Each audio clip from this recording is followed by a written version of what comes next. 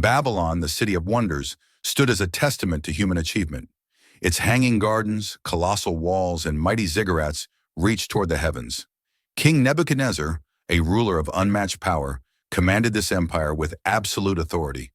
Amidst the grandeur, he sought to consolidate his reign through an act of sheer arrogance. He ordered the construction of a golden statue, towering 90 feet high, to symbolize his dominion and command worship from all his subjects. The construction process itself was a marvel, with artisans working tirelessly to coat the massive frame in gold. The king envisioned this statue as a testament to his unshakable rule. As the statue neared completion, Nebuchadnezzar summoned representatives from all nations and peoples under his rule. This gathering, he believed, would demonstrate the unity and loyalty of his vast empire. However, amidst the grandeur of Babylon, murmurs of quiet dissent were already beginning to stir among those who held their faith above the king's decree. Hear ye, hear ye! By order of King Nebuchadnezzar, when the music plays, all people of every nation and language must bow and worship the golden image. Whoever refuses shall be thrown into the fiery furnace. The proclamation echoed through the city streets, reaching every corner of Babylon. Trumpets blared, and musicians rehearsed the ceremonial melody that would signal the act of worship. Fear spread like wildfire as the reality of the punishment loomed over the people. The announcement was met with compliance, as fear gripped the hearts of the masses. Merchants halted their trade, soldiers stood at attention, and farmers abandoned their fields to heed the king's command. Yet 3 men, bold and steadfast, stood apart, unwavering in their loyalty to their God. In the midst of the sea of worshippers, 3 men remained standing. Shadrach, Meshach, and Abednego, young men of Hebrew descent, refused to bow. Their allegiance was to the one true God, and no threat, not even death, could shake their resolve. These 3 men had risen to positions of influence within the Babylonian court, earning respect for their wisdom and integrity. Yet their faith remained untainted by the luxuries and pressures of Babylonian life. When faced with the king's decree, they did not hesitate to make their stand. Their defiance drew whispers from the crowds around them. Eyes turned toward the 3 figures who dared to defy the most powerful man in the world. It was an act of courage that would soon draw the ire of Nebuchadnezzar himself. The Chaldeans approached Nebuchadnezzar, their voices dripping with malice. "O king, live forever! There are certain Jews whom you have appointed over the affairs of Babylon, Shadrach, Meshach, and Abednego. They pay no attention to you, O king. They do not serve your gods or worship the golden image you have set up." These men, motivated by envy and resentment, saw an opportunity to rid themselves of the Hebrew officials. They exaggerated their accusations, painting the 3 men as rebellious and disrespectful. Nebuchadnezzar's brow furrowed with anger as he listened to their words. His pride had been challenged, and his authority questioned. The king summoned the 3 men to his court, determined to confront their defiance and assert his rule. As they were escorted to the royal palace, murmurs spread among the crowds, and the tension in the city grew palpable. The grand hall of the palace was filled with an air of anticipation as Shadrach, Meshach, and Abednego stood before Nebuchadnezzar. The king, draped in royal splendor, fixed his piercing gaze upon them. "Is it true," he demanded, "that you do not serve my gods or worship the golden image I have set up?" The room fell silent, save for the crackling of torches. Nebuchadnezzar continued, "If you are ready to fall down and worship the image when you hear the music, well and good. But if you do not, you will be thrown immediately into the blazing furnace. And what God will be able to rescue you from my hand?" Shadrach, Meshach, and Abednego responded with unshakable conviction. "O Nebuchadnezzar, we do not need to defend ourselves before you in this matter. If we are thrown into the blazing furnace, the God we serve is able to deliver us from it, and he will deliver us from your hand." Their words were spoken with clarity and strength, echoing through the hall. "But even if he does not," they continued, "we want you to know, O king, that we will not serve your gods or worship the image of gold you have set up." Nebuchadnezzar's expression darkened with fury. He ordered the furnace to be heated 7 times hotter than usual, his rage consuming all reason. "Bind them," he commanded, "and throw them into the fire." The guards, though reluctant, obeyed. The soldiers bound Shadrach, Meshach, and Abednego tightly with ropes. The furnace roared, its intense heat scorching even those who approached it. The three men were cast into the flames, their fate seemingly sealed. The flames engulfed the three men, but something extraordinary happened. They were not consumed. Instead, they walked freely amidst the fire.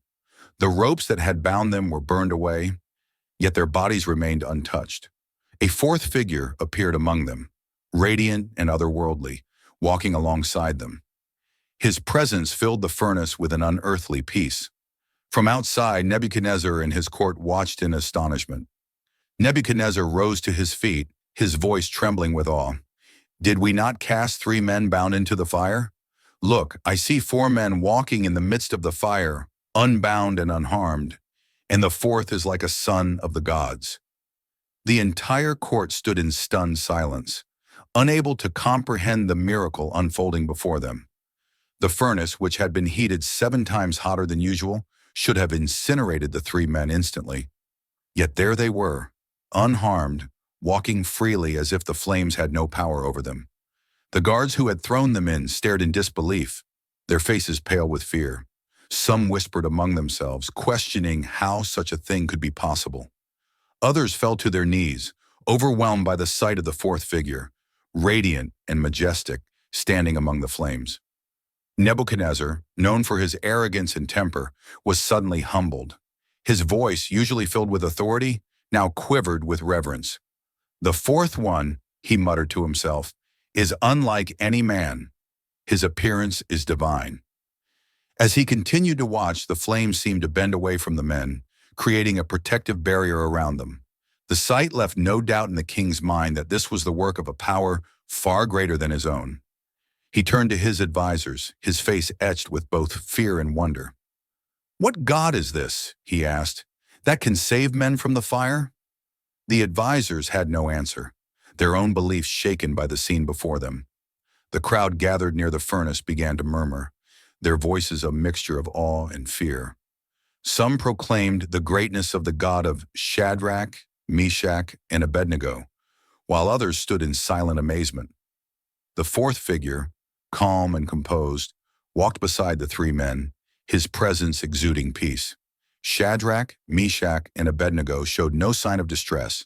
They walked with confidence, their faith vindicated by the miraculous deliverance.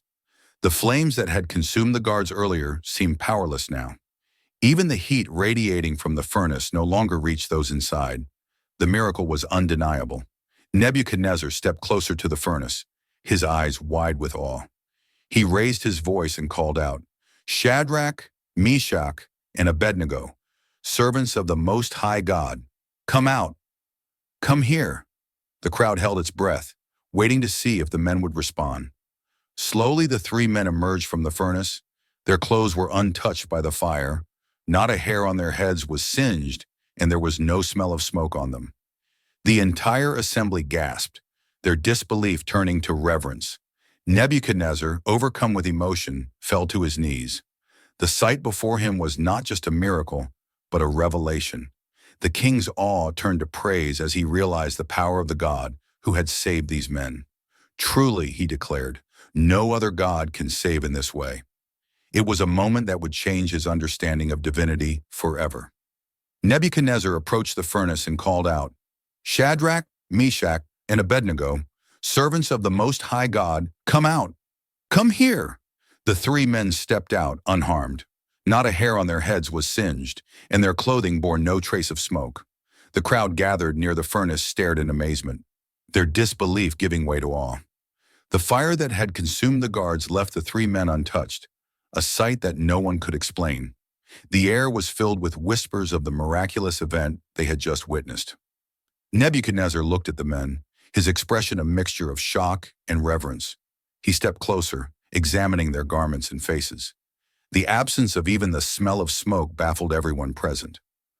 "This is a power beyond any we have known," the king murmured to himself. The court officials, who had doubted the God of the Hebrews, now stood silent, their arrogance replaced by fear. The story of what had just occurred would travel far beyond Babylon's walls, carried by those who had seen it with their own eyes. Nebuchadnezzar's voice rang out again, louder this time. Praise be to the God of Shadrach, Meshach, and Abednego, for he has delivered his servants. Humbled and awestruck, Nebuchadnezzar turned to his court and declared, Praise be to the God of Shadrach, Meshach, and Abednego, who has sent his angel and rescued his servants. They trusted in him and defied my command, willing to give up their lives rather than serve or worship any god except their own. The court fell silent, each person contemplating the king's unexpected proclamation. Nebuchadnezzar's words carried a weight of sincerity that left no room for doubt. The proud king, who had once demanded absolute obedience, now bowed in recognition of a power far greater than his own.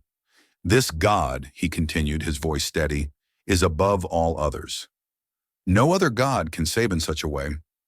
His advisors exchanged glances, their disbelief turning into cautious reverence. The transformation of their king was as astonishing as the miracle they had just witnessed. Nebuchadnezzar ordered the court scribes to record the events of the day. Let this be remembered for generations, he commanded, that all may know the power of the God of Shadrach, Meshach, and Abednego. Turning to the three men, the king bowed his head slightly, a gesture of respect. You have shown courage beyond measure and faith that moves mountains. Your God has proven his power to me and to all of Babylon. The proclamation spread quickly across the empire, carried by messengers and written on royal decrees. Citizens marveled at the change in their ruler. Stories of the fiery furnace and the angelic presence filled marketplaces and homes, igniting curiosity and awe. The king's acknowledgement of the Hebrew God became a turning point in his reign. Though Nebuchadnezzar remained a powerful ruler, he now carried a newfound humility. His declaration united people from diverse backgrounds in wonder and reverence for a God who defied expectations. The three men, once condemned to die, now stood as symbols of faith and resilience. They returned to their positions in the kingdom, their lives forever changed. The furnace that was meant to destroy them had instead become the stage for God's glory. Let no one speak against their God, the king decreed, for his power surpasses all understanding. The words of Nebuchadnezzar resonated across the land, leaving an indelible mark on the hearts of the people. Nebuchadnezzar issued a decree across his empire. No one in any nation or language may say anything against the God of Shadrach, Meshach, and Abednego, for no other God can save in this way. Those who do so will face severe punishment. The proclamation was sent to every corner of the kingdom, written on royal scrolls and delivered by messengers. The message carried the weight of a humbled king, a man who had witnessed the power of a divine force he could not comprehend. Courtiers murmured among themselves, surprised by the king's drastic change in tone. Only days earlier, he had commanded absolute worship of his golden image. Now he was exalting a God who had defied his fiery punishment. Citizens across Babylon marveled at the news. The story of Shadrach, Meshach, and Abednego's deliverance spread like wildfire, inspiring awe and reverence. Many began to question their own beliefs, wondering about the power of this God who had saved his followers from the flames. In villages and cities, people gathered in public squares to hear the king's decree read aloud. For some, it was a moment of relief, knowing they would no longer be forced to bow to idols. For others, it was a challenge to reevaluate their faith. Nebuchadnezzar himself was a changed man. The fiery furnace had not only tested the faith of the three men, but had also exposed the limits of his own power. Though he remained a mighty ruler, he now acknowledged a power far greater than his own. Shadrach, Meshach, and Abednego returned to their duties in Babylon, their faith strengthened by the miraculous deliverance. The story of their unwavering trust spread quickly throughout the kingdom, inspiring many to re-examine their beliefs. The courage of these three men became a lesson for all who heard their story.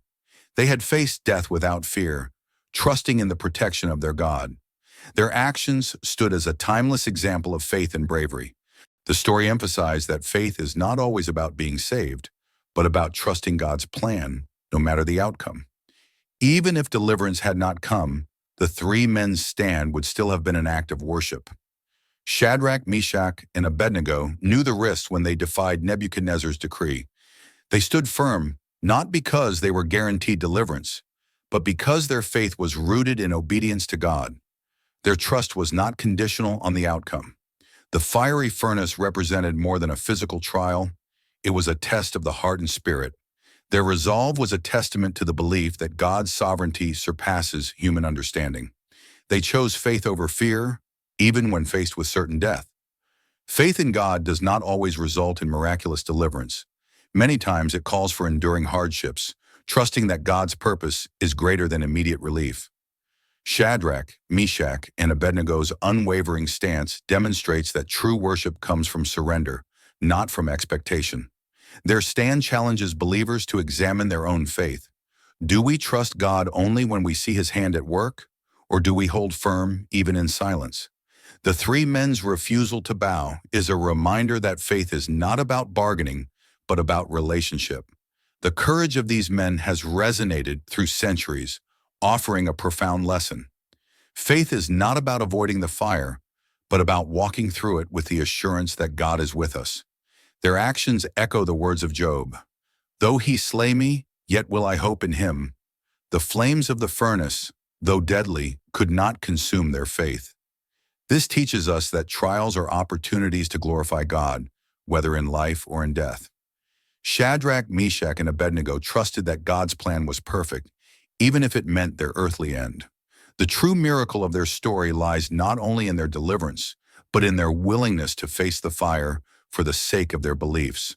They demonstrated that faith is an act of worship, a declaration of God's worthiness regardless of the circumstances. Their example challenges believers today to stand firm in trials, knowing that faith is not measured by outcomes, but by steadfast trust in God. Their story is a beacon of hope, reminding us that no trial is wasted when it is faced with faith. The story emphasized that faith is not always about being saved, but about trusting God's plan, no matter the outcome.